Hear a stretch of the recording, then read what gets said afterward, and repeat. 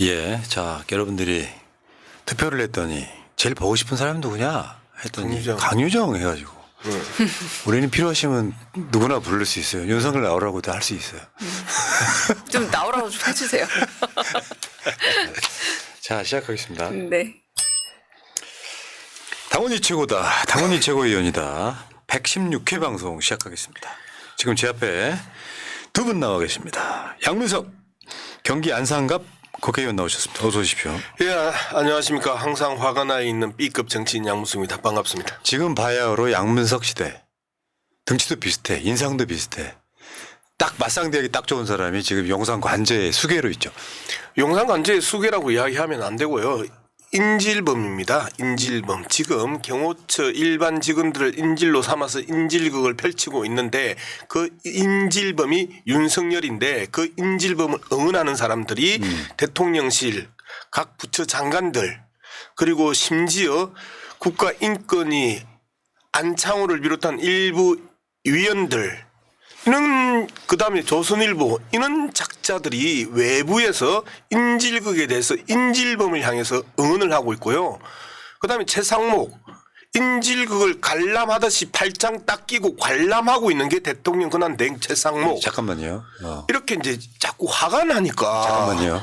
의원님 혹시 네. 국회의원 해볼 생각 없으세요? 국회의원인데. 말이 너무 많아.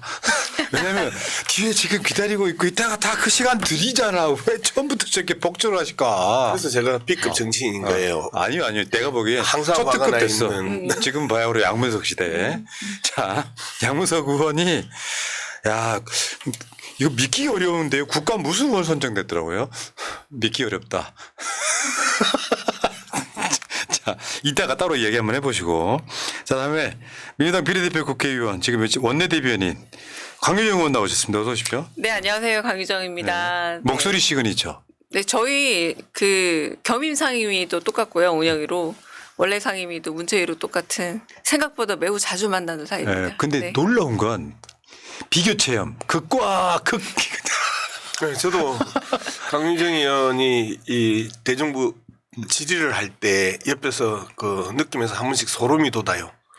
저렇게 차분하게 하면서 양문석이 화를 내서 이 풀어내는 것보다 조근조근 예. 아주 침착한 이 중저음의 톤으로 이 질의를 하고 송구 질문을 할 때 그들이 흔들리는 모습을 보면 훨씬 더 그 모습이 더 효과적이구나라고 생각을 합니다. 예, 여기서 그럼 집권하신 분은 어떤 느낌이에요? 양문석 의원 질의할 때마다 어때요?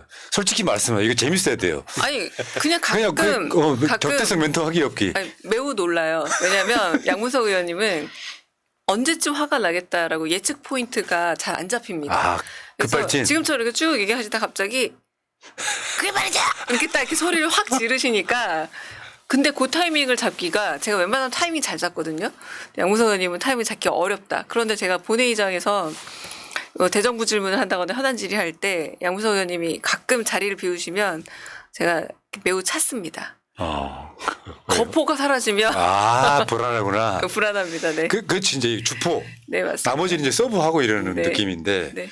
근데 사실 그런 건 있어요. 지금 양문석 시대라고 하는 이유는 분노스러우니까 양문석처럼 샤우팅이라도 해줘야 되는데 갑자기 강유정 의원이 침착하게 질문을 하면 화가 안 나나 보다 오해할 수 있는 거예요. 양문석 시대. 네, 근데 이제 제가 좀 부담스러워요. 제가 화가 나면 예전에는 열정인 줄 알았는데 진짜 흥분을 하더라고. 예전에는 제가 계산해서 아주 열정적으로 큰 목소리로 조근조근 비판하는 그런 이제 방송이나 이제 이런 모습이었는데 이 정권을 바라볼 때 그리고 이 정권의 장관들이 나왔었을 때 이야기할 때 그들의 그 뻔뻔함에 대해서 저도 모르게 열정을 넘어서 흥분을 하면서 대사를 잊어버리는 거예요. 이제 그럴 정도로 몰입해 가는 모습들을 보면서 스스로가 경계해야 되겠다라는 생각을 많이 합니다. 예. 그러니까 윤석열 한마디로 적반하장이에요. 예. 그게 그냥 사자성어가 아니라 네. 도둑놈이 도리어 도리깨 들고 칼 들고 총 들고 설치면서 지금 계속 그런 거잖아요. 영장이 나면 영장 불법 아니냐라는 식의 말도 안 되고 오늘도 또 한 번 그 피가 거꾸로 솟는 일이 하나 있었죠. 갑자기 헌법재판관을 기피하겠대요. 예. 그런 말도 안 되는 얘기를 계속 하니까 이런 부분에서 양문석 의원님처럼 또 화를 내시는 분도 있지만 어느 순간 내가 화를 더 내다가 쓰러지겠다라고 하시면 지금 조금씩 지쳐 떨어지는 알겠습니다. 예. 상황이 되기도 했죠. 자, 이 문체위 분들이 좀 급하시구나. 이따 하나씩 해주시면 될 것 같고요. 지금 네네. 강유정 소개 시간이에요. 아, 네. 너무 침범하기 없기. 자, 2005년 신춘문예 삼관왕. 네. 이런 경우가 없다면서요? 없었었죠. 신춘문예 삼관왕. 네. 영화평론가, 문학평론가. 자, 그리고 그 양문석 의원과는 다르게 차분차분하게 김건희의 황제 관람을 파헤친 강유정 의원. 근데 국가무수원은요 다 주나 봐요. 그러게요. 난 처음에 이제 국가무수원을 강유정 의원이 탔다고 봤더니 양문석 의원도 탔더라고요. 그러니까 170명이 타는 상인가요? 그래도 못하는 사람이 있겠죠. 잘 모르겠지만. 네. 제법 있어요. 네. 그래요? 예. 네. 알겠습니다. 그래서 강유정 의원을 별명이 국회 메시라고 하더라고요. 국회 메시 드립을 잘한다고. 네. 자, 그리고 여기 말고도 저번에 저 대한축구협회, 네. 대한체육회 잘 파시더라고 아주. 예. 양문석 의원은 막 주먹으로 패는데 말로 패는 우리. 자, 여러분. 양문석 의원이 이렇게 방송 열심히 하는 이유를 알려드리겠습니다. 연초부터 열심히 해야 후원금을 채워. 후반기 뛴다고 되는 게 아니에요. 그래서 화면 상단에 양문석 후원회하고 강유정 후원회 이 계좌번호가 있거든요. 제가 읽어드리겠습니다. 신한 100-037-192395 양문석 후원회 신한은행이고요. 강유정 후원회는 농협 301-0351-1620-61 여러분들이 문체위라든지 뭐 기자회견이라든지 보시다가 야 양문석한테 후원하고 싶은데 강유정한테 후원하고 싶은데 했던 분들이 있어요. 이런 분들이 아낌없이 후원 좀 해주시기 바라겠습니다. 저는 금액이 중요한 게 아니라 후원한 사람의 숫자가 중요하다고 생각하는 맞습니다. 사람입니다. 예. 네. 막 몇만 명이 하면 얼마나 그 힘나겠습니까? 맞습니다. 잘 싸우시는 분들을 위해서. 자, 그리고 강유정 의원은 윤석열 내란 진상조사단 대변인이기도 합니다. 그러니까 추미애 대표 바로 옆에 뽀짝하게 옆에 붙어 있어요. 네. 저분직인데 굉장히 나른한 표정이죠. 지금 사진으로는. 이거 다음 사진 보여줘봐요. 추미애 단장님이시죠. 네, 맞습니다. 네. 거기 부단장이 서영교 의원이죠. 네. 그리고 그 옆에 대변인 지금 강유정 의원 이렇게 돼 있는데 저 표정 왜 저런 거예요? 그런 순간 찍혀다 보죠. 뭐. 그런 건가요? 자, 네.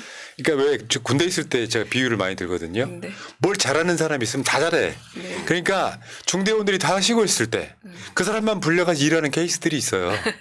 그러니까 지금 원내대변인이 노종면, 윤종군, 강유정 이렇게 트로이카로 불리우는데 정말 그러니까 원내대변인 역할을 해야 되죠. 네. 내란 진상 도사단 대변인 역할을 해야 네. 되죠. 문체에 열심히 뛰어야죠. 네. 진짜 바쁘겠네요. 운영위까지. 운영이도. 운영위가 제법 사실 일에 부담이 꽤 있죠. 네. 오늘도 인권위 이슈가 있었으니까요. 인권위 원래는 운영위가 이렇게까지 이슈 있는 곳은 아니잖아요. 근데 지금 사실 경호처도 운영위 소관이거든요. 그런데 그렇네요. 네, 지금 경호처는 꼼짝도 안 하고 있죠. 네. 자, 알겠습니다. 여러분 채팅창 상단에는 양문석 TV, 강유정 TV 가면 볼 게 별로 없습니다만은 가서 많습니다. 와주세요. 구독해 주시면 네, 나름 열심히 하고 있습니다. 알람 설정만 안 하시면 돼요. 구독이야 뭐 수백 개 한다고 그래도 돈 들어가는 것도 아닌데 나름 도와주시기 열심히 하고 바라겠습니다. 예. 자, 이제 두 분과 함께 이제 말씀할 기회를 드리겠습니다. 저는 잠깐 뭐 밖에 나갔다 올 테니까 두 분 얘기하세요. 주제만 드리겠습니다. 자, 지금 내란 특검법이 지금 예상으로는 16일 표결할 것 같아요. 14일이라고도 했는데 그게 너무 빠른 것 같고 16일 정도 하면 그게 목요일인 거죠? 네. 14일 날 하려고 했죠. 원래는. 그런데 지금 그럴 줄 알았습니다. 국힘에서 뭐 계속 수정안을 내어오겠다. 네. 일요일 날, 토요일에 또 하나 해프닝이 있었는데 6시간만 겸 그 선포 이후 6시간만을 넣는 그거까지 시간을 제한하는 특검법을 내겠다라는 식으로 얘기를 해서 제가 논평을 냈어요. 이게 무슨 알뜰 세일, 땡처리 세일이냐. 6시간만 가지고 말이 됐느냐. 그랬더니 주진우 법률위원장이 6시간만 해당하는 그런 법률안을 공개한 적이 없다라고 검토한 적도 없다라고 또 저한테 뭐 내리면 가만히 있겠다. 뭐 이런 식으로 했는데 그 바로 그 멘트를 날리자마자 권영세 비대위원장이 6시간만 하는 것으로 하겠다라고 MBN에서도 확인이 됐어요. 지금 상황을 보자면 권영세 비대위원장, 권성동 원내대표, 주진우 법률위원장 세 사람도 안 만나나 봐요. 네. 네. 기본적으로 세 사람의 그 계파가 맞습니다. 네. 다 이제 다르잖아요. 주진우 같은 경우에는 소위 말하는 친한계로 분류가 됐고, 그 다음에 권성동은 친윤계로 이제 분류가 됐고, 권영세는 애매모호한 이 계파색이 10번 이제 이런 이 각각의 성향을 가지고 있었기 때문에 세 사람이 기본적으로 각각 지팔 지가 흔들기를 맞아요. 하면서 네. 괜히 자신들의 당에서 나온 이야기를 비판하면 누가 그랬냐고 맞습니다. 따지고, 그럼 오히려 그리고 민주당 탓하죠. 우리가 네. 확인 안 하면 우리가 잘못한 것처럼 이제 이런 그 못된 짓들을 계속 하고 있는 거죠. 그러니 이게 수정안이 가지고 와야 논의를 할 텐데 의장님께서는 좀 그래도 논의하는 모양이 필요하다. 사실 이제 14일 날 했어야 저는 맞다고 봐요. 내일이 본회의해서 의결하는 게 맞았다고 보는데 의결에 좀 시간을 좀 둬서 수정할 시간을 주겠지만 아마 제 예상으로는 16일까지 제대로 된 특검은 못 가져올 겁니다. 느낌이. 원내대변인은 원내에서의 뭐 여러 가지 왔다 갔다 하는 전략이든 뭐든 굉장히 세밀하게 알고 있는 자리였잖아요. 그렇죠. 예. 백브리핑만 잘못해서 큰일 나는 자리라서 맞아요. 네. 정확한 걸 알고 있어야 돼요. 그러니까 16일 날 한다고요? 16일 날 아직은 정확하게 할 한다라고 의장하고 얘기가 된 건 아니지만 좀 확률은 높게 16일 날 근데 표결이 이제 될 우리가 겁니다. 그 내란 특검을 16일 날 하면요, 어떤 현상이 벌어지느냐 하면 그러니까요. 정부에서 15일 안에 그 수용을 하든지 거부를 하든지 이 결정을 한단 말이에요. 그러면 현재 그 대통령 권한대행 최상목의 스타일로 보면 계속해서 시간 끌기를 아주 의도적으로 해 나가는 그 사람이기 때문에 이걸 갖다가 16일 날 하면 말일 날이나 그 다음에 2월 초 정도에 넘어온단 말이에요. 그러면 다시 이걸 이 상정해서 재의결까지 가면 기본적으로 20일에서 30일이 걸려요. 그렇기 때문에 아주 저들이 그 시간 끌기 자체에 대해서 당정이 그리고 대통령실이 그리고 용산이 한편으로 먹고 시간 끌기를 하고 있다. 이제 이렇게 풀어내는 수밖에 네. 없어요. 근데 일각에서는요, 강경 일변도로만 가지 말고 서로 주거니 받거니가 너무 지속되면은 국민들이 지치니 원내대표 단 내서 뭔가 국민의힘 원내대표단을 좀 이렇게 뭔가 하는 모양새라도 좀 취해라. 뭐 이런 그게 느낌이 비판이 있는데 어떻게 네네. 생각하세요? 그게 너무 답답한 게 저희가 이제 원내 부대표단이기도 원내 대변이라서 보면 이를테면 수석이 전화도 잘 안 돼요. 국힘 수석이 그 수석이 누구예요? 박형수라고 알고 있는데 잘 안 되고 그래서 그 부분에서 논의를 하려면 과거에 추경호 원내대표는 그래도 만나서 서로 오가는 과정에서 이견이 있었다라는 거라면 지금은 권성동 원내대표도 와서 한다는 말이 당원이 아니라 이제 의원들의 의견이 모이지 않으니까 내가 할 수 없다. 그래도 어떻게 의원들하고 반대로 가느냐 이렇게 말을 하면서 핑계를 대고 그러니까 하나로 의견이 안 모여진다는 게 제일 크고요. 저는 심지어 그래서 그냥 지연이 목표이다 보니까 일부러 수정안을 피한다? 가져올 필요도 없는 겁니다. 미리 말하면. 가져와서 오히려 협상이 불이 붙으면 그게 더 불편한 거죠. 그럼 언론에 그런 식의 비판은 말이 안 되는 거네 일단. 안 되는 거죠. 왜냐하면 저희가 이번에 새로 낸 특검법은 지금 자꾸 외환 유치가 있네 없네 얘기하는데 외환에 관한 행위라고 넣어서 굳이 따지자면 외환죄가 아니에요. 그 내란 죄가 아닌 것처럼 그건 나중에 이제 형사소송 가서 따지라는 거예요. 따지는 거고 그 문제가 아니라 이 부분에 있어서 분명히 최상목이 뭐라고 했냐면 여러 가지 반헌법적 사유가 있으니까 요걸 좀 손을 봐라라고 돌려보냈다는 거예요. 그래서 제3자도 대법원장 추천으로 우리가 넣고 심지어 이제 비토권이라 부르는 마음에 드는 사람 나타날 때까지 반대하는 이것도 포기했단 말이죠. 그런데 새로운 또 트집을 잡아서 없는 트집을 잡는데 아까 조선일보 얘기하셨지만 오늘 조선일보 1면이 뭐였냐면 그 외환죄를 짚고 늘어져요. 제대로 확인하지 않고. 이게 이미지가 돼버려서 민주당이 또 새로운 걸 하나 더 넣어가지고 무한정도 넓히나 보다라는 이미지가 만들어져서 전혀 그런 게 아니라는 거예요, 사실. 야, 근데 이게 무슨 무한노프도 아니고 계속 돌고 있어. 근데 지금 말씀하셨던 것처럼 우리 원내대표단은 엄청나게 협상을 하려고 노력을 해요. 그래서 사실상 상당 부분을 이제 양보를 했잖아요. 자, 특검을 누가 선정하느냐에 있어서 그 대법원장 쪽으로 특검 선정의 주체를 그 국힘당이 요구하는 대로 받아줬어요. 그 다음에 특검의 수사 범위가 어디까지냐 또 엄청나게 좁혔단 말이에요. 수사 기간도 줄였죠. 그리고 기간도 줄였고 네. 인력도 네, 줄였단 수사 말이에요. 인력도 줄였어요. 핵심 네 가지를 다 양보를 했는데 얘들이 툭하고 또 그 농담 반 진담 반으로 던지는 게 뭐냐면 비상계엄의 위헌성이 있냐 없냐를 따져보자. 그다음에 내란 폭동의 혐의가 있냐 없냐를 따져보자. 이런 식으로의 그 내용을 넣자. 그러면 사실상 내란 폭동의 전반적인 내용들을 지금 그 많은 국민들이 알고 있고 많은 언론들이 보도를 했고 이미 검찰의 김용현의 공소장에 구체적인 내용들이 다 드러나 있는 상황에서 그렇죠. 그 앞단인 비상계엄의 위헌성이 있나 없나 그다음에 내란 폭동의 위헌성이 있나 없나 하면 완전히 앞쪽으로 끌고 가버리는 거잖아요. 거기서 모든 논쟁이 다 진이 빠질 수 있는 이런 식으로 그 특검법을 넣자 하니 우리 원내 지도부 입장에서 머리가 띵할 것 아니에요. 그나마도 협의도 안 되는 그 당론도 아니에요. 그런데 저는 더 문제가 뭐냐면 그건 헌재에서 다뤄야 될 문제예요. 그렇죠. 헌재에서 다뤄야 될 문제를 감히 국회에서 맞느냐 안 맞느냐 이건 결국은 지금 정계선 헌법재판관에 대해서 기피니 뭐니 아주 무엄한 말을 하고 있지만 헌법적인 지위에서 이걸 내란의 혐의 유무 내지는 반헌법을 다루겠다는 것 자체가 안 하겠다. 의도가 없다라는 거고 저는 최상목 권한대행이 27일 날 임시공휴일을 선언했을 때부터 이거 국무회의 하기 싫은 꼼수다라는 생각을 했었어요. 이거 제 생각입니다. 왜냐하면 저희가 만약 14일 날 해서 그 의결을 해서 넘기게 되면 무조건 29일 안에 답을 줘야 되거든요. 그러다 보니까 27일 화요일이 원래 국무회의 하는 날입니다.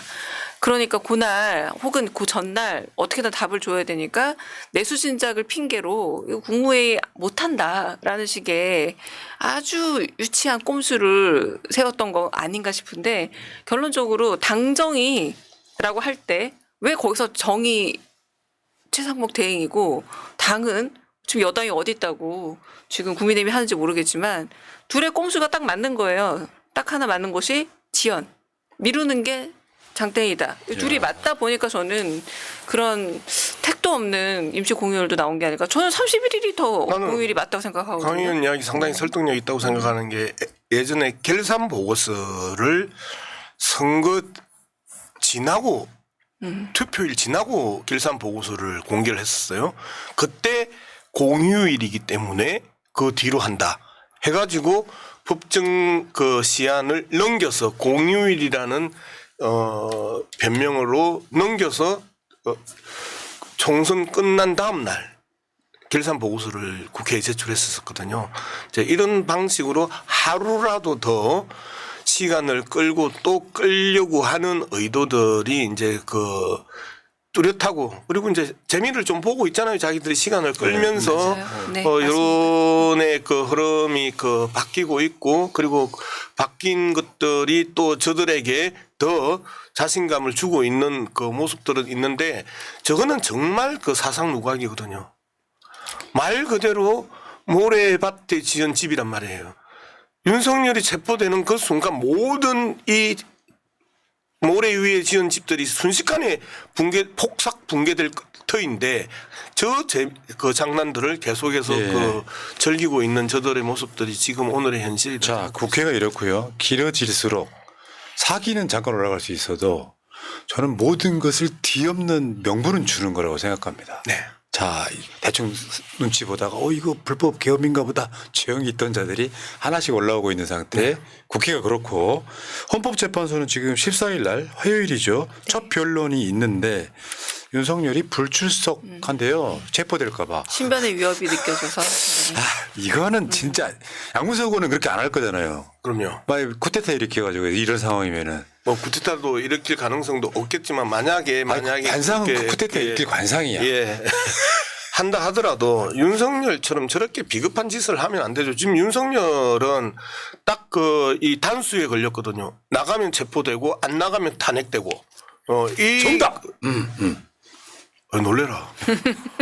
닮아서 그래서 그래요. 우리가 이제 바둑을 할 때 이제 단수, 외통수에 장기로 치면 외통수에 걸려 있는 상황이기 때문에 나가면 체포되고 안 나가면 파면당하는 이제 이런 상황에 들어와 있으면 좀 더 당당해야 되는데 지금처럼 인질극 놀이에 흠뻑 빠져 있고 그리고 계속해서 시간만 지나면 내 돈이요. 이제 원래 이 노름쟁이들이 밤에 밤을 새면서 이 타짜들이 그런다는 거 아니에요.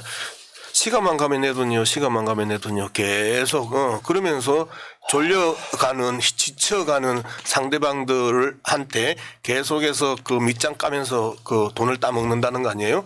지금 자기들이 지금 그 도박판 위에 서 있는 타짜라고 생각을 한다고 나는 보는 거예요. 그렇기 때문에 끊임없이 시간을 하루라도 더 그 연장시키기 위해서 그 발부등을 치는데 참 우리가 이 일반적인 사람의 관계를 보면 자신의 부하들, 자신을 지켜줬던 그 일반 경호처 직원들을 인질로 방패 삼아 그 뒤에 숨어서 움직이면 쏜다, 토끼면 쏜다, 뒤에서 총을 딱 겨냥하고 있고 앞에서 꼼짝도 못하게 그들의 연금과 그들의 스펙과 그들의 인생을 망치고 있는 게 윤석열이다. 그래서 저는 인질극의 인질범이 윤석열이라고 생각을 합니다. 그리고 그 인질들이 경호처 일반 직원이라고 보는 거예요. 그러니까 일단 헌재부터 마무리 짧게 지어보고 체포가 오늘의 메인 주제니까 헌법재판소가 지금 일주일에 2번씩 따박따박 어떤 법조인들은요 이렇게 설명하더라고요. 한 4주면 끝날 것 같다. 아니 다툴 게 별로 없으니까 다른 거 다 보지 마라. 포고령만 봐라. 포고령만. 뭐 전두환 때도 더 심하다 그랬잖아요. 그러니까 지금 14일 날 윤석열이 안 나감으로써 엄청 불리해진 거예요. 그러니까 윤석열이 원래 대통령으로 있어서 행정부 수반을 할 때도 자주 했던 게 바로 방화범 전략인데요. 여기다 불을 내요. 그다음에 이게 문제가 되면 다른 불을 더 저질러요. 말씀하신 것처럼 헌법재판소의 심리 결과 인용이 되냐 기각이 되냐 이게 가장 핵심입니다. 탄핵이 완성이 되느냐 안 되느냐. 그런데 헌법재판소는 한 번도 시간을 늦춘 적이 없고 제대로 째각째각 가고 있어요. 물론 지금 체포영장이 우리 눈을 더 사로잡긴 하지만 그 문제와 별개로 헌법재판소는 가고 있는데 그렇게 가고 있는 것 자체가 윤석열은 되게 불리한 거예요. 빨리 어디 말고 다른 데 불을 내서 지금 경호처 뭐 여러 경비들 혹은 내가 숨는 것들 여러 자잘한 뉴스들로 시선을 끌어서 헌법재판소를 오히려 눈길을 안 주는 게 걔한테는 위너인 겁니다. 그래서 헌법재판소에 우리가 계속 주목을 해야 된다라는 거고 그리고 아까 저는 양무석 의원님 말에 굉장히 동의하는 게 윤석열은 도박꾼이 맞아요. 원래 도박꾼들 보면요. 자기 신체를 생각보다 잘 안 걸어요. 자기가 가지고 있는 거 심지어 가족도 걸잖아요. 아내, 뭐 아들, 딸 다 걸고 마지막에 자기 손가락 하나 거는 게 도박꾼이거든요. 윤석열은 그런 거예요. 지금 자기 손가락 하나 지키고 자기 지키겠다고 그리고 그 가장 중요한 손가락을 지키는 방법은 사실 헌법재판소의 결과라는 걸 자기도 알고 있어요. 거기서부터 눈을 어떻게든 돌리려고 되게 애쓰고 있다. 근데 놀라운 건 나라를 이 지경 만들고 경제 다 망가지고 있는데 그렇게 시간을 벌려고 하는 게 무속이라는 이야기가 있잖아요. 그렇죠. 그 어느 날까지만 버티면 이 흉묘를 벗어날 수가 있다고? 그래서 계속 올 1월달 들고 나서 이번 달만 버티자 이제 계속 그런 이야기들이 이제 계속 나왔는데 뭐 무속은 무속의 영역에서 좀 볼 필요가 있고요. 박근혜 탄핵 때 17차에서 파면 선고가 나왔거든요. 매주 2번씩 해서 17차에 했는데 정청래 법사위원장하고 개인적으로 제가 좀 취재를 좀 했었는데 정청래 법사위원장은 10회에서 12회 정도에서 끝이 날 수도 있다. 만 3개월이네요. 그러면. 그래서 이제 정청래 위원장 생각은 2월 하순경에 끝이 날 수 있다고 이제 예측을 하더라고요. 그래서 이유가 이제 그거예요. 그만큼 줄여놓은 거예요. 형법적인 영역들도 이제 다 떼냈고 그리고 딱 내란에 대한 부분으로만 줄여놨기 때문에 내란 행위에 대한 부분만 줄여놨기 때문에 크게 증인들이 많이 등장할 필요가 없는 상황이 돼서 10회에서 12회 정도로 예측을 하더라고요. 네. 그렇군요. 자, 헌법재판소는 그렇고요. 윤석열 체포로 가겠습니다. 이게 요즘에 인상한 때도 있어요. 네. 그러니까 내가 뭘 안다고 누군가가 나를 만나면 윤석열 체포 언제 됩니까라고 물어봐요. 국회의원들한테 그런 질문 되게 많이 해요. 하죠. 나오죠. 그러니까 모든 국민의 고통이 돼버린 거예요. 예. 지금 40 며칠째라면서요. 불법 개업 내린 지. 페루의 현직 대통령이 내란 일으키고 그날 체포됐거든요. 이게 대체 뭐 하는 짓이냐. 근데 지금 나오는 얘기는 이제는 우리 방송을 보시는 분들한테 죄송스러울 정도예요. 지난주에도 집행할 거다. 이번 주에도 제가 들은 최신 정보는 화요일 이른 아침이었거든요. 근데 또 보도 나오는 거 보니까 수요일 날 집행할 거다 이야기가 나와요. 근데 거기 상당수는 심리전이 들어있는 거예요. 심리전 서로 주고받는 심리전이 있다고. 제가 봤을 때는 경호처의 분위기는 많이 아웨이된 것 같긴 합니다.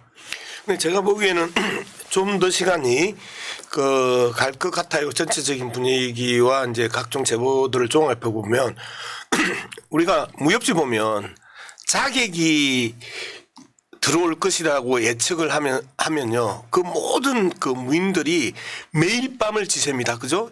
첫날에 가장 신경이 곤두서 있고 이튿날 곤두서 있고 3일 곤두서 있고 하면서 며칠 지나면서 이 곤두서 있던 신경들이 무뎌져 가거든요.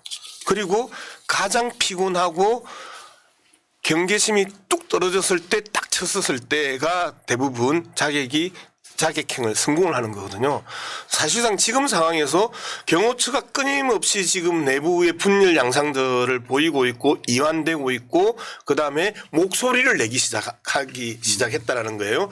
그 젊은 이 경호처 직원들은 본격적으로 목소리를 내기 시작하는 이 과정에 있어서 굳이 지금 시점에서 타격을 해서 유혈 사태, 소위 말하는 내전에 준하는 그러한 그 피해 양상을 발생시키는 것보다는 훨씬 더 시간을 장기화시키면서 이 이완 양상을 극대화시키는 이러한 전술을 펼치는 것 아닌가. 이제 한편으로는 또 이렇게 보는데 계속해서 나오는 또 이 제보들은 내일 새벽이야. 또 하루 지나면 내일 새벽이야. 그러면서 많은 국민들은 새벽에 자다가 혹시 들어갔나 안 들어갔나 핸드폰 다시 확인하고 안 들어가고 하고 또 다시 주무시고 아침에 눈 뜨자마자 다시 핸드폰 켜서 체포됐나 안 됐나 하는 이 고통들을 경호처와 국민들이 같이 겪고 있는데 경호처의 젊은 경호관들이 이 피로도는 훨씬 더 높아질 수밖에 없는 상황이다. 이런 측면에 있어서 애초에 체포영장의 마감일을 공개하지 않았던 그 이유가 여기에 맞닿아 있지 않나 저는 이제 그렇게 생각을 합니다. 저는 그 생각이 나요. 저희 계엄 12월 3일 이후에 네. 거의 갇혀있다시피 국회에 있었던 기간 있잖아요. 굉장히 불안하게 제2의 계엄이 언제 일어날지 모르고 언제든지 군이 다시 들어올 수 있다.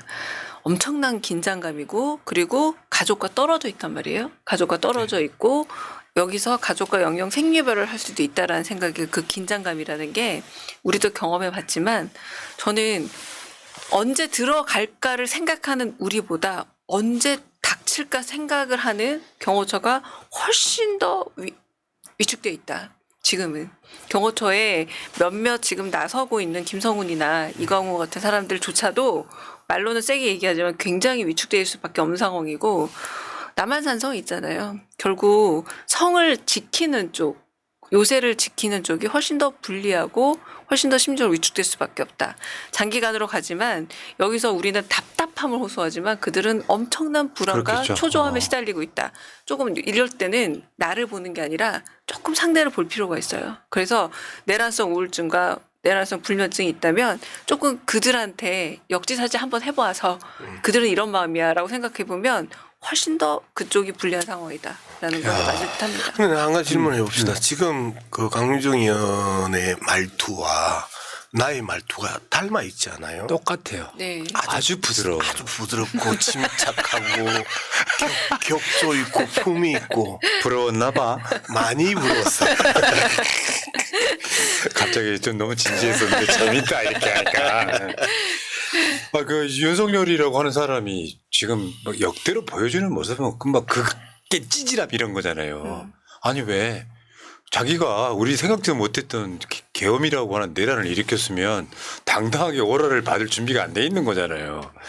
그러다 보니까 추한 모습은 다 보여주고 있는 거잖아요. 근데 말씀하신 말씀이 다 맞는 것 같습니다. 어떨 때는 지금 국민들이 미친단 말이에요. 새날한테 맨날 욕해요. 악플 달리고. 너 이 새끼 너 지난주에 들어간다며 왜 안 들어가고. 아니 우리는 들어갔으면 좋겠다 희망을 말하는 건데 그런데 당하는 애들 입장에 생각해 보면 시간을 최대한 갖고 충분히 갖고 계획도 잘 세우고 제대로 쪼아서 가지고 말려 죽여라 이런 얘기잖아 지금. 근데 윤석열이가 관저에 있기는 할까요? 뭐 어제 그 고양이 뉴스가 윤석열이 계산책하는 장면을 이제 찍어서 보여준 거 아니에요? 근데 뭐 그게 윤석열인지 아닌지는 정확하게 모르겠는데 계속해서 그렇게 우리는 여유 있게 이 상황을 대처하고 있다라는 모습을 보여주고 싶은 거예요. 그래서 망원렌즈로 그 찍고 있는 거 뻔히 알면서 있죠, 이제 드러내는 이제 이런 모습들이 이 잔머리를 보면 짠하다. 이제 그런 생각까지 이제 드는 거야. 저 찌질이 정말 짠하다. 저렇게라도 자기의 여유를 보여주고 싶냐라는 부분과 함께 계속해서 제가 말씀드리는 것처럼 정말 야비하고 장수로서의 모든 자질이 그 삭감되고 맞습니다. 상실되어 있다라는 부분입니다. 최소한 우리가 이 목을 걸고 싸우는 말 그대로 결정전에는 대부분 장군들이 그렇게 이야기를 해요. 나를 따를 사람만 따르고 무서운 그렇죠. 사람들은 가라. 돌아가도 돼. 네. 라고 여기에서 포용을 하고 그 공간을 열어준단 말이에요. 그리고 이제 대부분의 소설은 뭐 아무도 나가지 않고 함께 결사항전의 그 결의를 다지는데 그것조차도 할 수 없는 저 치질이가 윤석열이라는 거예요. 그래서 장수로서의 보스로서의 리더로서의 그 어떠한 모습도 보여주지 못하고 자신의 부하들을 방패 삼아 인질 삼아 인질극을 펼치고 있는 아주 유치한 인질범에 불과하다. 이거 무기 사용에 대해서 반발이 나오니까 윤석열이 직접 그런 말 했다면서요. 칼이라도 써서. 네. 근데 원내대표단들 이렇게 모이면 윤석열에 대해서 뭐라 그래요? 방송 안 나가는 비공개 회의 같은데 뭐라 그래요? 사실 윤석열을 좀 깔봅니다. 그러니까 굉장히 대단한 수가 높은 그런 적장으로 상대한다라기보다 정말 유치하고 이기적이고 그리고 좀 바보 같고 욕망 덩어리에 불과하다라고 그렇게 좀 깔보는데 결국은 잘하는 건 되치기는 잘해요. 아까 제가 적반하장이라는 말을 표현을 썼던 것처럼 나름의 법 기술을 알고 있고 제가 판단한 윤석열의 지금 생각은 윤석열은 모든 사람들을 범죄자로 봅니다. 그래서 범죄자랑 결혼할 수 있었던 거예요. 범죄 혐의가 짙은 사람이라. 범죄 혐의가 이렇게 보는 거예요. 다 범죄자지만 솔직한 범죄자와 그렇지 않은 범죄자가 있다고 생각하는 것 같아요. 윤석열 씨는. 그러다 보니까 김건희 씨는 차라리 내용방을 숨기지 않는 솔직한 범죄자로 보였겠죠.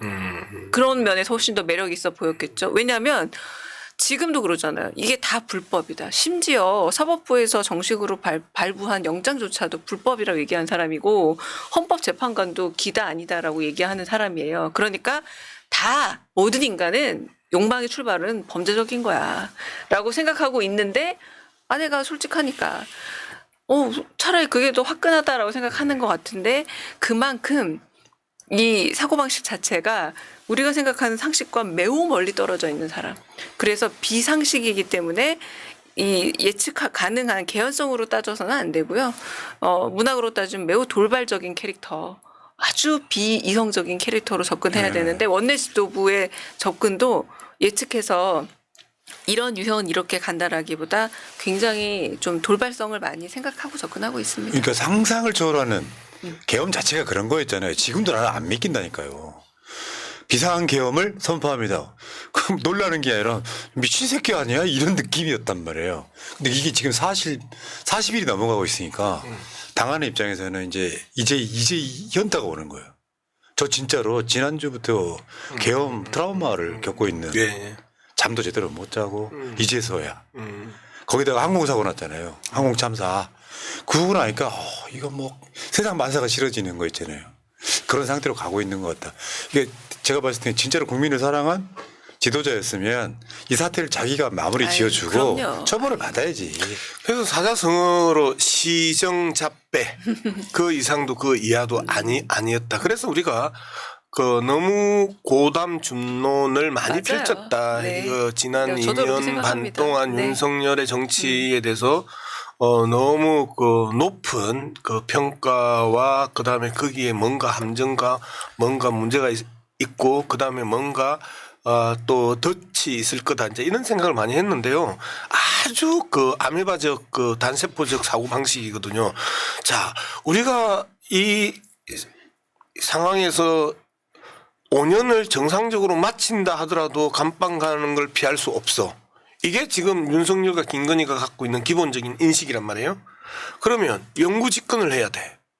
그럼 영구 집권을 하려면 어떻게 해야 되지? 쿠데타밖에 없어. 그러면서 정권 초반부터 쿠데타에 대한 고민들을 해온 거 아니에요? 일관되게. 그리고 명태균으로부터 일방적으로 몰리기 시작하면서 이제는 때가 왔구나 하고 그 실행을 해버린 거잖아요. 치밀하게 2년 그 5, 6개월 동안 김용현 등이 잘 짜여진 그 각본을 들고 윤석열이 무모하게 던져버렸던 게 비상계엄이었고 그리고 지금 모습도 마찬가지입니다. 법이고 나발이고 어디 나 앞에 헌법이고 형사법이고 내란법이고 계엄법이고 나는 상관없는 거야. 하면서 시정자폐가 배째라. 너가 들어오면 죽어. 우리 총 있어. 우리 칼 있어. 그러면 우리 맞짱 떠. 이러한 행태의 모습들을 아주 노골적이고 여과 없이 보여주는 모습이 지금 윤석열이다. 그래서 제가 사자성어 시정자폐 그 이상 그 이하도 아니다. 근데 그 상황에서도 LA 산불 관련한 그렇죠. 잔대가리를 하는 거 메시지를 냈대요? 그게 정말 웃기는 잔머리 좀 그 품격 있고 그 격조 있게 이제 잔머리라고 네. 또 제가 사자성어를 쓰는데요. 전형적인 잔머리인 게 보세요. 김건희가 그 강아지 몰고 간 거는 우연히 걸렸어. 요거도 이제 걸리는구나 하니까 이제 윤석열이 강아지를 걸고 나오고 그다음에 김정은이처럼 배 띡 떠밀고 그 현장에 나와서 한번 어깨 그 도리도리 한번 하고 그다음에 개 한번 딱 들고 나오고 하는 모습들과 연초에 자신들의 지지자들에게 끝까지 싸우겠다는 메시지를 던지는 모습이나 미국 산불의 메시지를 던지는 모습들은 나 건재해. 나 돌아갈 수 있어. 그리고 탄핵은 그 기각될 거야. 뭐 이러한 것들을 지지자들에게 던져주는 제가 지금 와서 다시 생각하는 어록이 하나 있어요. 윤석열에 5년짜리 대통령이 겁이 없다는 표현을 썼거든요. 자기 대통령 되면 5년짜리 할 생각이 없었던 거예요. 진짜 그러네. 네, 그거는 5년짜리 대통령, 네 머릿속에는 대통령 5년이지라는 게 그때도 있었어요. 제가 보기엔. 그래서 5년짜리 대통령이 아니기 때문에 겁이 없었던 거예요. 뭐든 다 할 수 있다고 생각한 게 윤석열의 생각을 하고, 그리고 제가 또 운영위에서 한번 얘기할 때 우리가 골프 논쟁이 되게 네. 있었어요. 골프를 쳤냐 안 쳤냐. 지금 생각해 보니까 골프장 필드에 카트를 타고 달렸다라고 해서 되게 기함을 했던 그렇죠, 적이 그렇죠. 있거든요. 애당초 골프 안 친 거예요. 골프 칠 생각도 없었던 거예요. 필드 상태 상관이 없었던 거예요. 거기 가서 아마도 지금 많은 예측에 있어서 도청이나 이런 곳에서 지금 사방이 도청이라면서요. 너무 허술해서. 특히 미국. 네, 미국이 도청할 정도인데 고양이 뉴스에 그렇게 사진이 잡힐 정도면 저는 모든 주변 국가는 다 도청 중이다라고 봐도 된다라고 생각을 하는데 거기서 나름의 도청 안 되는 곳에서 계엄 모의를 했을 확률이 매우 높기 때문에 그렇다면 골프를 치지 않은 사람에게 잔디는 그냥 놀이터죠. 그러니까 카트 타고 달린 거예요. 그럼 골프가 페이크였다. 골프는 제 예상입니다. 이거는 골프 안 쳤어요. 안 쳤고 거기서 그냥 나름대로 논의를 군인들하고 했을 뿐인데 이런 과정들을 보더라도 애당초 이거는 5년짜리 대통령이라 그 말을 했을 때부터도 생각보다 이런 거죠. 야당이 약을 올려서 예산을 마음대로 통과시켜서 이거 다 핑계라는 겁니다. 대통령 되는 순간부터 영구집권을 노렸다라는 생각도 들고 그런 부분에서 윤석열은 확신범이다. 이번에 미국에 보낸 메시지도 생각보다요. 나름 철두철미합니다. 그때 12월 말에 날 위해 모여주세요라는 의미로 시민들에게 편지를 보냈잖아요. 유튜브를 본다면서. 지금도 자신의 바람으로는 미국 나 아직 건재하니까 내 편 들어주세요라는 일종의 전 SS 신호라고 미국이 봐요. 구하러 온다고 생각하는. 그러는 것 같아요. 그러니까 마치 시민들이 나를 위해서 관저 앞에 온 것처럼 미국 트럼프 나랑 말 좀 통하지 않냐? 너 남자 아니야? 뭐 이런 말도 안 되는 저는 시그널로 보여요. 그게 효과가 이번에 있겠다 없겠다. 미국 국가안보 보좌관이 탄핵은 잘못됐다 한마디. 또 그런 메시지는 또 우리 그거들을 안 듣고 싶어 하잖아요. 그쵸. 저거 의리적인 계엄은 이야기야. 잘못됐다. 예. 계엄은 잘못됐다. 근데 이제 그 부분도 이제 뭐 바이든 때 이제 나온 이야기고 이제 그러니까, 트럼프 맞습니다. 때의 국면이 바뀔 수 있다. 그렇죠. 미국이 네. 나를 바라보는 시각이 바뀔 수 있다라고 이제 기대하고 있다라고 생각하는 게 이제 강 의원의 이제 말씀인 것 같고. 네. 그 스탑 더 스틸이니 이런 것들 나의 표를 훔치지 마라. 예. 나름 그런 것들을 벤치마킹하면서 스스로는 저는 이 머리는 죄송하지만 김건희 여사한테 나왔을 확률이 더 높다. 계속 난 당신과 굉장히 공조하고 있다. 당신과 굉장히 당신을 존경한다. 당신의 뜻을 준다라는 식의 시그널을 보내라라는 일종의 지침에서 저는 윤석열 대통령의 그 자작이라기보다 굉장히 좀 누군가 시켜서 국정 김건희 컨트롤 여사가 타워가 따로 있네요. 네, 요번엔 특히 유튜버에 대한 호소력도 그때도 김건희 여사의 그림자는 굉장히 짙지만 이런 나름의 편지 정치 상당히 여성적이거든 생각보다요. 편지 정치라는 게. 근데요 거기에 쓰였던 윤석열 서명이 윤석열 글씨 아니에요. 김건희 거기까지 글씨에 더 모르겠습니다. 가까워요. 아, 그래요? 그러니까 네. 저걸 비교한 우리가 방송을 해봤기 때문에 아는데 네. 술 먹고 있어 내가 다 할게 지금 그런 느낌이에요. 자 알겠습니다. 어쨌건 윤석열만 전문용어로 따이면 경찰들은요 진짜로 가면 야 쟤 따야 돼 이렇게 표현하더라고요. 그럼요. 윤석열만 체포하면 상당히 이제 어떤 이 전국의 반환점이 돌리고 저는 결말로 간다고 보는데 이 과정에서 정말 그 소위 우리 대한민국 구구 가짜뉴스 유튜버 저번에 지금 양문석 의원도 가셔서 네. 기자회견 하셨는데 민주당 국민소통위원회 산하 허위조작감시단 저 단장이 의원님이시죠. 네. 그리고 국민소통위원장은 두 사람이 위원장인 거죠. 지금 이제 두 사람인데요. 국민소통위원장은 이제 김현 의원하고 이제 전용기 의원이 이제 공동위원장이고요.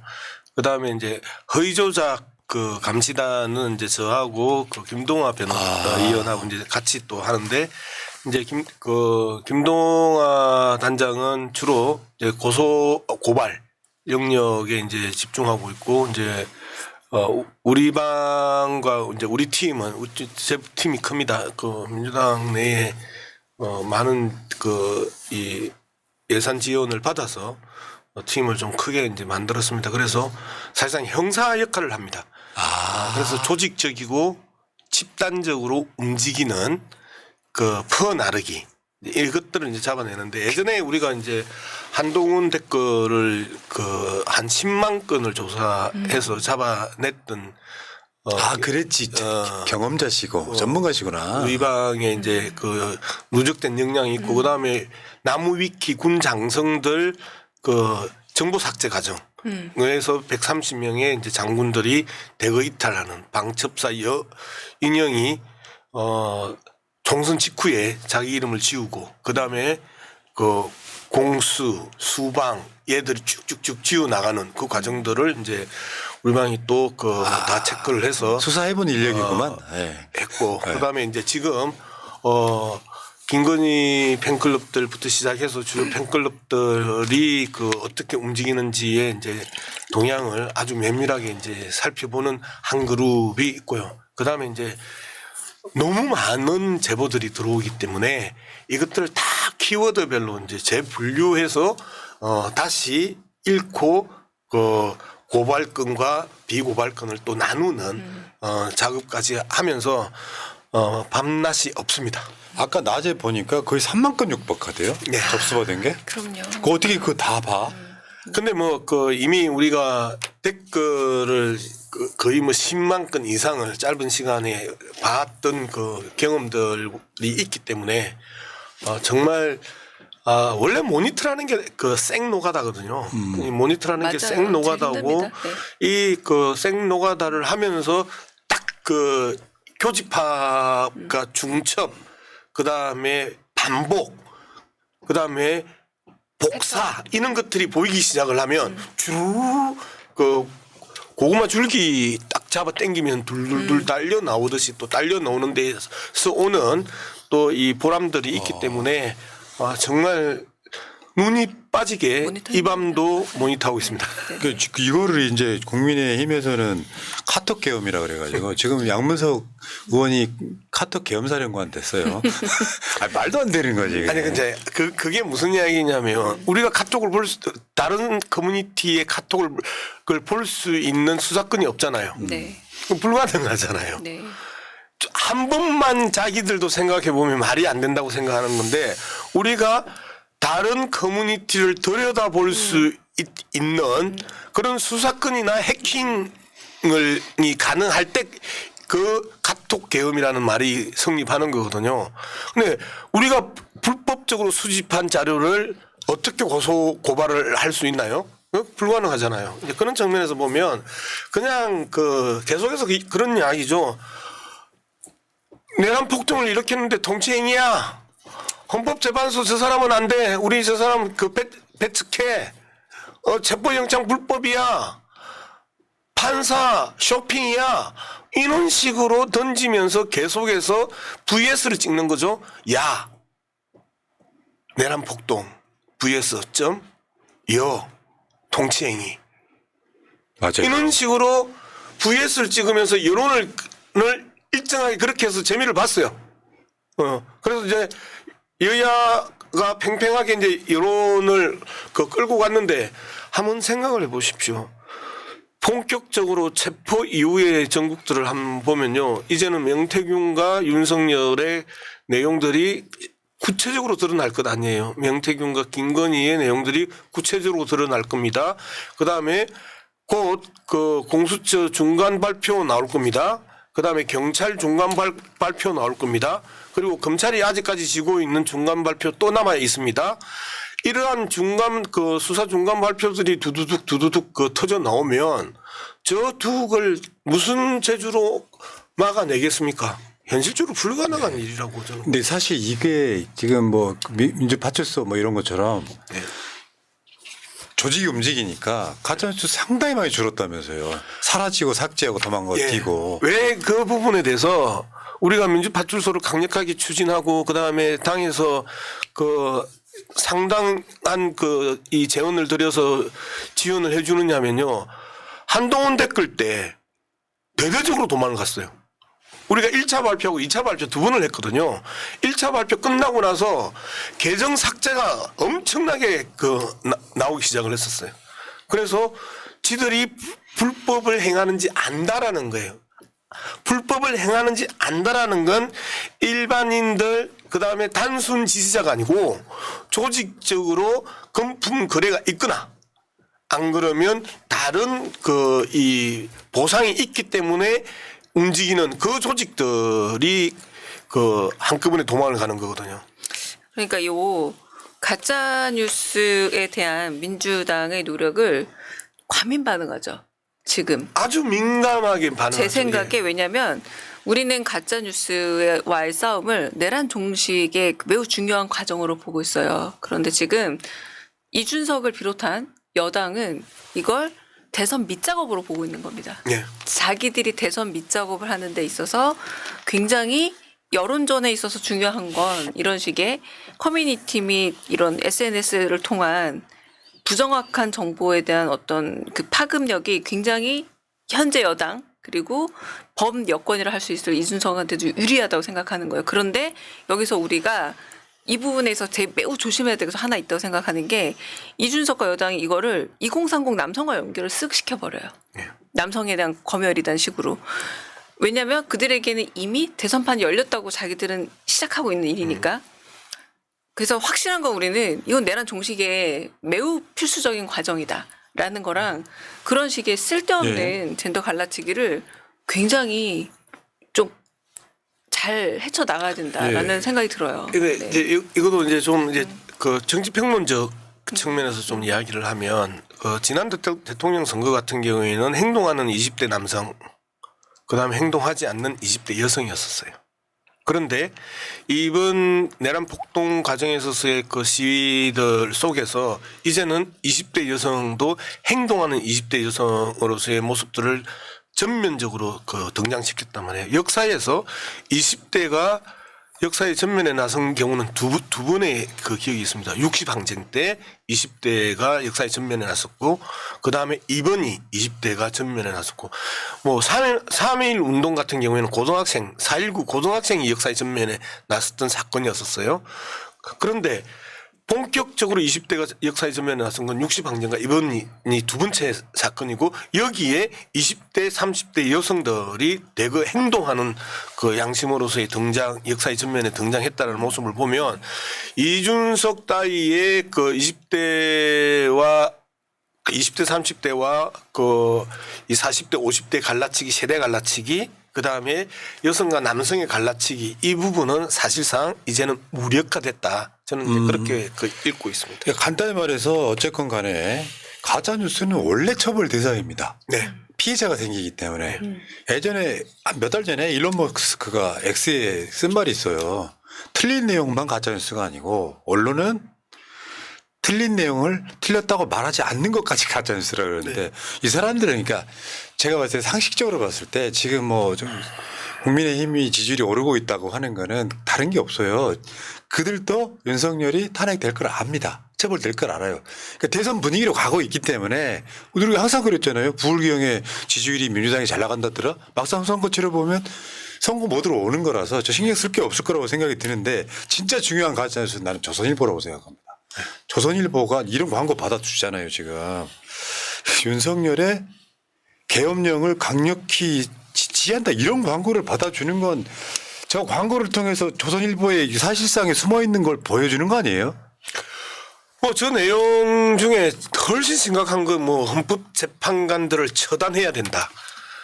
이런 표현이 나와요. 헌법재판관들을 처단해야 된다. 그다음에 헌법재판소, 검찰, 경찰, 그다음에 또 공수처, 또 자빨이다. 뭐 이제 이런 것들이 나온단 말이에요.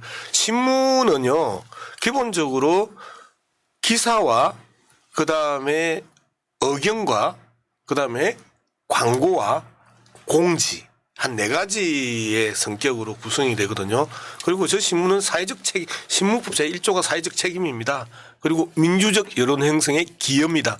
그런데 저렇게 반란과 폭동을 선동하는 저 광고를 조선일보가 돈을 받고 실어줬다는 거 아니에요? 그것도 이틀 연속 이 광고를 실어줬다는 거예요. 헌법재판관을 처단해야 된다라는 이야기나 좌빨이라는 이야기나 그다음에 이재명이 내란의 주범이다라는 이야기나 이러한 것들이 광고에 나오는 것들을 조선일보가 풀었다. 저거는요 바로 처단의 대상입니다. 정답. 그러니까 저는 그거는 사실 일반 시민의 눈에도 잘 보일 수 있을 것 같아요. 뚜렷하니까. 그러니까 오늘 제가 아까 일반 얘기했던 거 제가 제목만 읽어드릴게요. 내란 특검을 안보 특검으로 만드냐. 이게 저는 훨씬 더 나쁜 뉴스라고 보는 거죠. 마치 중재자 입장에서 야당 너네도 뭐 잘못하고 있어. 왜 내란 특검을 안보 특검으로 만들어라고 선생질하는 것 같지만 이건 사실관계도 틀릴 뿐만 아니라 마치 정쟁화라고 하는 여당의 목표를 내란 종식은 이거는 옳고 그름의 문제예요. 내란을 종식해야죠 일단. 그다음에 대선에서 어떻게 되든 말든 간에 내란 종식의 문제를 마치 무슨 정쟁인 것처럼 여야의 힘이 대등한 기량작용인 것처럼 이렇게 쓰는 기사 저는 이게 훨씬 더 위험하다고 생각해요. 그러니까 조선일보가 야 이거 광고인데 하고 할 수 있지만 일본에서요. 독도는 우리 땅이라는 광고를 내면 받아줄 놈들인 거잖아요. 거부감이 없기 때문에. 그러니까 윤석열이 내란을 일으키고 나서 대세대로는 갔어. 시간이 늘어지니까 조선일보들이 다시 기지개 켜는 거예요. 맞습니다. 본능대로 이런 맞습니다. 미친. 그러면은 지금 문체부가 조선일보 신문 등록 취소할 수 있는 주무부처가 지금 문체부인 거죠. 예. 두 분이 문체부죠. 어떻게든지 관철하세요. 근데 이제 이 부분에 대해서 제가 아주 이제 기막힌 그 문자를 받았는데 사전 검열하자는 거냐. 네, 이렇게 그 문자가 왔어요. 근데 첫 번째 사전이라는 표현이 틀린 거죠. 그렇죠. 저 광고가 나와서 쳐다보는 거죠. 그렇죠. 그러면 이 부분에 대해서는 사전이 아니고 사후죠. 그다음에 검열이냐 평가냐 이게 완전 다른 거거든요. 검열이냐 평가냐는 전혀 다른 개념입니다. 광고법은요 허위 사실을 유포하면 거기에 대해서 엄청난 벌칙이 들어옵니다. 그리고 상품에 대해서 잘못된 가짜 뉴스를 실으면 엄청난 벌칙이 들어옵니다. 그다음에 신문 광고윤리 강령이라고 있습니다. 신문 광고윤리 강령 이거 다 이 문화부가 하는 겁니다. 표시 광고법은 공정거래위가 주도하는데 신문 영역은 문화부 소관입니다. 신문 영역 역시 언론학 박사. 네? 그런데 뭐 공정거래위 소관 법안이라고 그날 또 대놓고 사기를 친단 말이에요. 이런 식으로 이 문화부가 사기를 쳤던 거고요. 문화부의 모든 제약은요, 모든 언론과 출판은 계엄사의 통제를 받는다. 계엄 포고령 3호 여기에 대해서 아직까지도 아무 말을 하지 않고 입장을 표명하지 않고 여기에 대해서 고발하지 않는 문화부가 내란 동조를 하고 있다고 저는 지목하는 거예요. 사실은 제가 보기에 이제 국회에서 문체위에서 양무석 의원하고 강유정 의원이 유인촌 잡는 걸로는 답이라고 저는 봤거든요. 그러니까 유인촌은 고개 숙이는 듯 하면서 그 속내를 슬쩍 드러내놓고 질문. 유인촌은 계엄 공범이에요? 기회주의자예요? 어느 쪽에 가깝습니까? 저는 이번 그 전국에서는 공범까지는 아닌 것 같아요. 뭐냐면 사전 모의를 하는 거기까지 그리고 만약에 전화를 받아서 그곳에 11명의 국무위원으로 온 것까지를 따진다면 거기서 배제된 사람에 가까운데 오히려 정부 대변인 입장에서 그 입장문을 읽는 순간 공범이 됐죠. 사후적으로. 사후적으로 됐는데 아까 말한 것처럼 언론과 표현의 자유를 억압했다라는 것만으로도 거기서 나는 정부 대변인 할 수 없다라고 거부했어야 맞습니다. 그런데 국무회의에 가지 않아서 나름의 자기가 갖고 있는 조금의 명분이 있다는 이유만으로 그래서 어쩔 수 없다. 진짜 아이만처럼 나는 어차피 문체부는 정부 대변인 역할을 하는 자리니까 나는 그건 읽은 것밖에 안 돼요. 이런 식으로 계속 답변을 하고 있거든요. 하지만 지금 일테면 이승환 씨 서약서를 쓰지 않아서 공연이 취소됐고도 나는 모르겠소. 정부 대변인 역할도 모르겠소. 다 모르겠소로 하기 때문에 저는 공범도 높이 쳐주는 것 같아요. 그냥 어떻게든 살아남고 싶은 생존적 기회주의자. 저는 그렇게 보고 싶습니다. 그러니까 계엄 공범이자 생존적 기회주의자. 네. 정의가 네. 길어지네요. 아주. 저는 뭐 단호히 공범이라고 생각을 합니다. 계속해서 말씀드렸던 것처럼 포고령 3호에 대한 문화부의 기본적인 입장을 내지 않은 것은 묵시적인 인정이에요. 그리고 그렇게 될 수도 있는 것 아니야?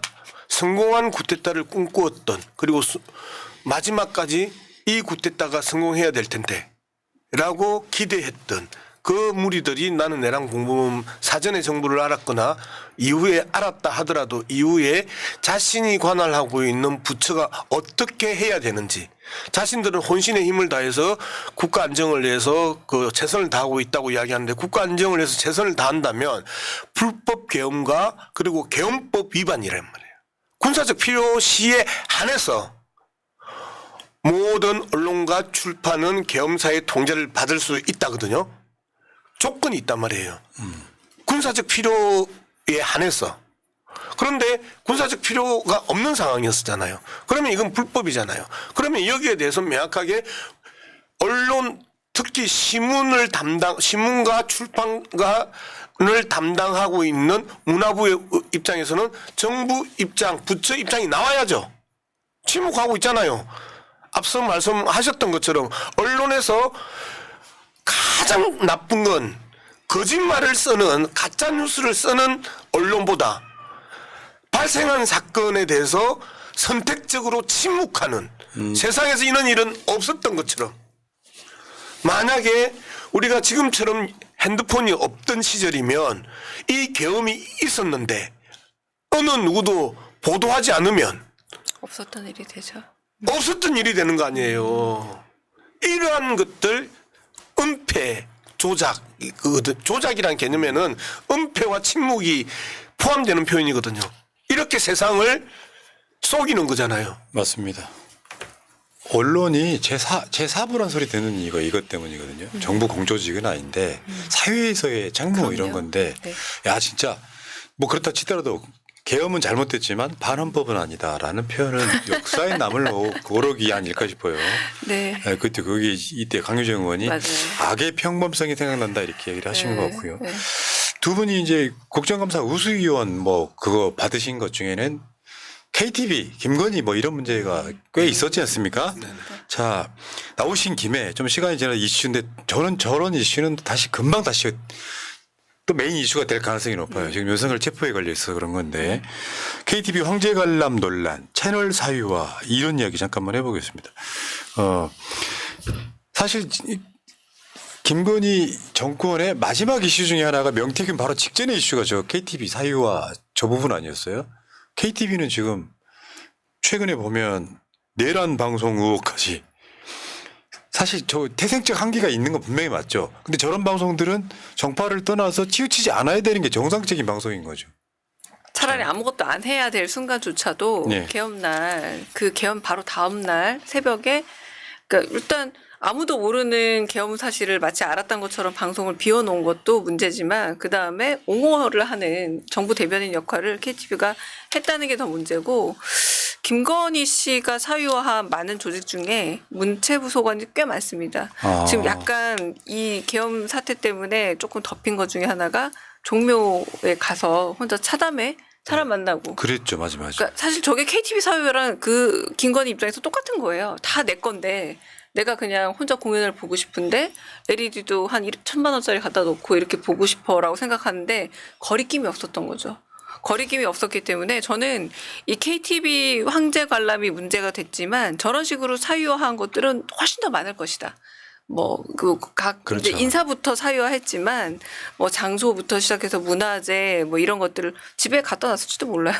농담처럼. 뭐 네. 재밌는 게 그거잖아요. 그 종로에서 차담회를 하는데 찻잔은 경복궁에서 가져오고 그러니까요. 차탁은 덕수궁에서 가져오고 뭐 이런 식으로 그 이 문화재를 사유화한 거잖아요.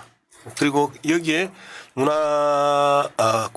국가유산청 청장이 적극적으로 내응했고 이제 그런 부분에 대해서 김건희에 대한 부분은 명약관하게 그 국민들 눈에 다 보였단 말이에요. 그런데 그 밑에서 그 심부름을 했던 이 졸자들 되게 해준 사유화 되게 해준. 네. 사유화를 부추기거나 사유화를 지속시키는데 기여했던 자들이 국가유산청 청장이나 이런 사람들이거든요. 맞습니다. 그다음에 경호처에 지금 경호차장 김성훈 이런 애들이 권력으로부터 따뜻한 온기를 느끼고 실제 그 권력을 일정하게 자신들이 그 누리면서 군림할 수 있었던 백그라운드로서 김건희를 활용했던 것들 이런 부분에 대해서 최재혁이라고 계속 문체위에서 불러도 안 나오는 사람 있어요. 네.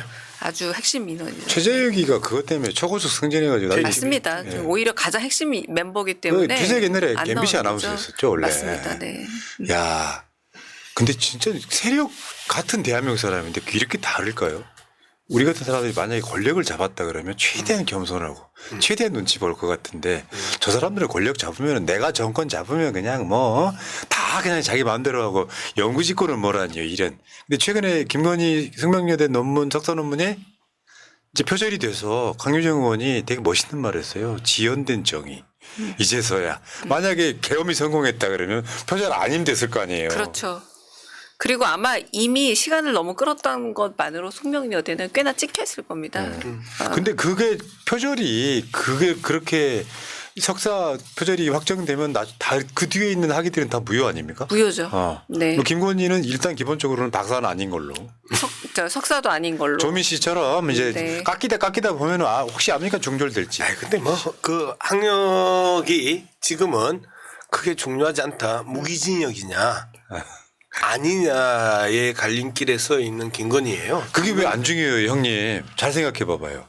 김건희가 그 가짜로 막 출발점이었습니다. 박사학위까지 만들어가는 과정이 사실은 계엄하고 똑같은 구조예요.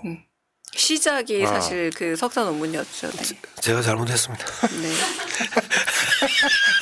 그 위조 경력에서부터 시작된 거니까 상당히 생각보다 그것도 네, 정말 진짜. 중요한 일이죠. 하긴 이제 어떻게 보면 사건으로 보면 아무것도 아닌 것 같은데 첫 이것도 단추예요. 어마어마한 사건이잖아요. 네, 첫 단추입니다. 네. 남편이 대통령이 되는 경우라도 아내 역할에만 충실하겠습니다 했던 게 바로 허위 학력, 경력 이런 그때 것들이었잖아요. 아까 제가 편지 얘기했잖아요. 그때 사과도 편지 썼어요. 그때 사과도 아이빌리브로 유명한 편지로 그렇지, 사과를 그렇지. 했잖아요. 이 나름의 자기 성공 방식을 계속 반복하는 겁니다. 네. 김건희 씨는. 그렇게 해서 결국에는 김건희 특검 명태균 게이트를 막아보고자 계엄을 직접적 동기 검찰의 공소장에 그렇게 쓰여 있다면서요. 김용현 기소할 때 공소장에 계엄의 동기 내란의 동기가 그렇게 쓰여 있다면서요. 검찰 보고서 네. 네. 이 검찰 보고서 또 유출됐다고 또 고소고발했다면서요. 네. 자 재밌네요. 야 이제 양무석 의원이 강유정 의원화 되니까 방송이 참 조곤조곤 들을만해요. 안 졸려요? 아니에요. 아니 사실은 우리는 양무석 의원이 저렇게 문체에서 막 소리를 지르면은 네. 싫다가 아니고 저러다가 쓰러지겠다 이렇게. 네. 그러니까 걱정하는 편인데 좀 가깝습니다. 맞아요. 근데 네. 강유정화 돼서 이렇게 조곤조곤 말하니까 굉장히 좀 아름다운 음악 방송을 듣는 것 같은 아. 느낌. 강유정 의원 옛날에 라디오 진행됐었죠. 네네네 맞습니다. 아. 네네. 참 알겠습니다. 새날 처음 나와보시니까 어떠세요? 제가 요 전방송 임미애 의원님하고 나온 거를 아. 모니터를 하고 나왔어요. 네. 그래서 생각보다 굉장히 이렇게 케미가 좋으시길래 세 분이 이 케미를 어떻게 맞춰야 되나 고민하고 나왔는데 시간이 훌쩍 간 거 보니까 다행입니다. 네. 똑똑하신 분이니까 금방 눈치껏 5분 만에 딱 알아맞히죠. 아 이런 분위기야? 이렇게 하게. 자.